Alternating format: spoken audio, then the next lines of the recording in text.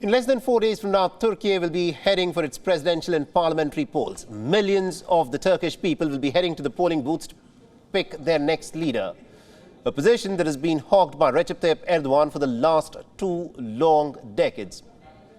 But the next 4 days could pretty much be his last, because the people of Turkey at this moment are angry, very angry.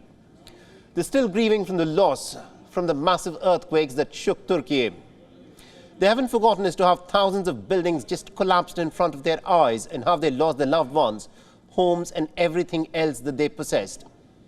All this happened under Erdogan's watch, and the memories are raw in people's minds. Now, we've reported on this before, but for those who are unversed, Turkey has been collecting earthquake tax for over 2 decades. You heard that right. The tax has been levied since 1999. What for? For disaster prevention and the development of emergency services. So how big was this amount? Hold your heart, because the amount that has been collected as disaster tax was 88 billion Turkish lira. That's about $4.5 billion. So what did Ankara do with this money? Where was it spent? The government claims that it spent it exactly where it needed to be. In this case, the question is, if the government did spend the money where it was needed to be spent, then why did so many buildings topple like dominoes when the earthquake struck? Now, nearly 118,000 buildings either collapsed or required urgent demolition or were severely damaged by the earthquake.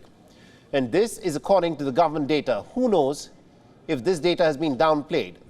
So what kind of earthquake proofing was it that Turkey resorted to? Because it was so shoddy that when the earthquake struck, so many of these buildings just crashed, killing the people who were living inside the buildings. The government has refused to provide a record where the earthquake tax went, and by all means, the people of Turkey shouldn't even expect a record, because government spending reports have been censored in Turkey since 2012. The earthquakes have left the country in shambles, both in terms of infrastructure and economy, but they've also exposed Erdogan. They've put his government's corruption out into the open, and the people are extremely angry by the loss, and they're looking at the shortcomings of Erdogan's 2 decades in power. The president had championed religious and conservative social values in the country. He had led an increasingly authoritarian regime that was intolerant of criticism. And now, the earthquake could bring an end to his reign that has lasted for over 2 decades. Erdogan stands against 3 rivals. His main challenger is Kemal Kılıçdaroğlu, also known as the Turkish Gandhi, a title that he earned because of his striking resemblance to Mahatma Gandhi. He leads the coalition of 6 opposition parties of the Nations Alliance. Kılıçdaroğlu defines himself as a Democrat and promises to return to a strong parliamentary system of governance. He's famous for his anti-corruption rhetoric, which is something that Turkey at this moment now really wants, considering Erdogan's track record. There's also Muharrem İnce, the Homeland Party candidate, without any backing from an alliance. And lastly, there is Sinan Ogan, an ally of Erdogan-led AK party. Now, at this moment as we speak, Kılıçdaroğlu is leading the opinion polls with about 48.9% of the voters favouring him.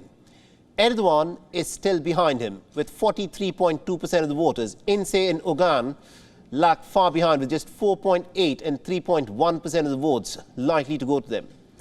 What happens if Kılıçdaroğlu wins? Now, what are his promises? For starters, unlike Erdogan's conservative regime, Kılıçdaroğlu promises to reinstate parliamentary system of governance. He's also vowed to solve the Kurdish issue and to send the Syrian refugees back home. But the 74-year-old faces criticism of being very close to the EU and the West. Now, this is going to be a tight race between Kılıçdaroğlu and Erdogan. Political analysts say that if Kılıçdaroğlu wins, then Turkey could be democratic once again, and it could pursue a membership in the European Union and could be better aligned with the NATO allies. But the question is this: will this really happen? Does this kind of political posturing even have an appeal with the Turkish masses? Is Erdogan's time finally up after 20 years? At this moment, it is difficult to predict, but the odds, the way they stack up, do not appear to be in favor of Erdogan. WION is now available in your country. Download the app now and get all the news on the move.